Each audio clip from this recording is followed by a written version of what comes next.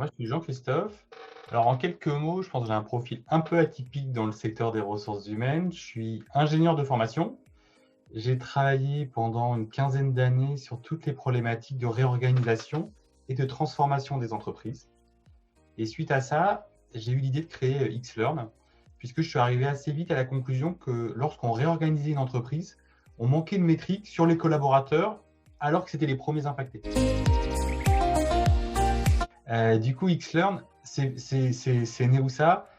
C'est né du constat que lorsqu'on va réorganiser des grosses entreprises, on va dessiner des organisations sans prendre en compte les composantes de cette organisation, sans prendre en compte du coup les êtres humains qui sont derrière et les collaborateurs avec leurs compétences et leurs appétences.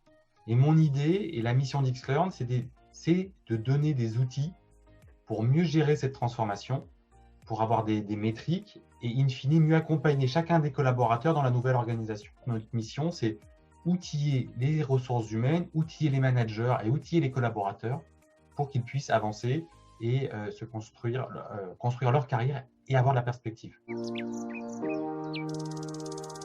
C'est comment est-ce que j'assure mon rôle à la fois de manager, où j'ai quand même une pression pour livrer mes projets, atteindre des objectifs de performance, mais également, maintenant, ce qu'on attend de moi, c'est que je porte une part importante de la partie ressources humaines. Comment je coach, comment j'accompagne les collaborateurs pour les développer dans leur carrière.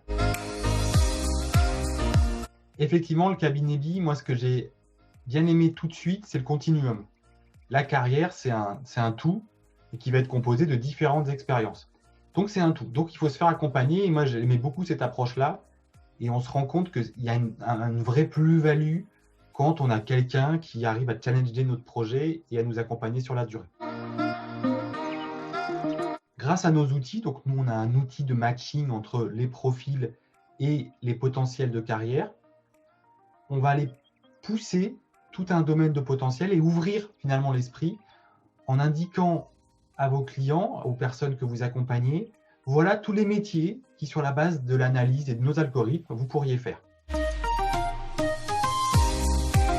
Un bon agent, c'est celui qui va réussir à éclairer le chemin devant vous sans pour autant marcher à votre place.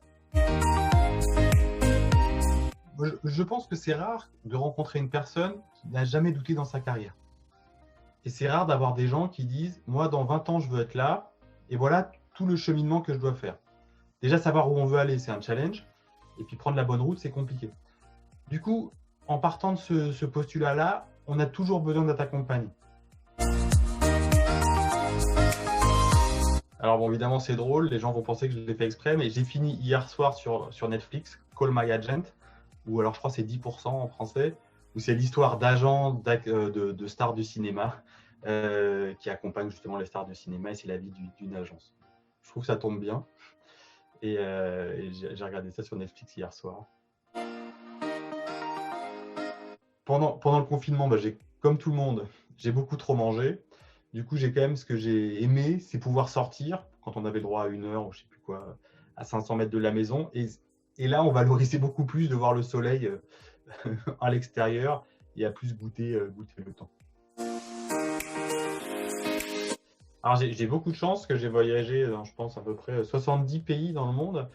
Mais pourtant, je pense qu'il y a toujours des pays qu'on aimerait bien découvrir. J'espère que le premier pays, ou en tout cas un des prochains que je pourrais faire, c'est la Namibie. Je pense que c'est une juste alternance entre des paysages magnifiques, une faune incroyable, et puis des gens qui, j'en suis sûr, sont très sympathiques également.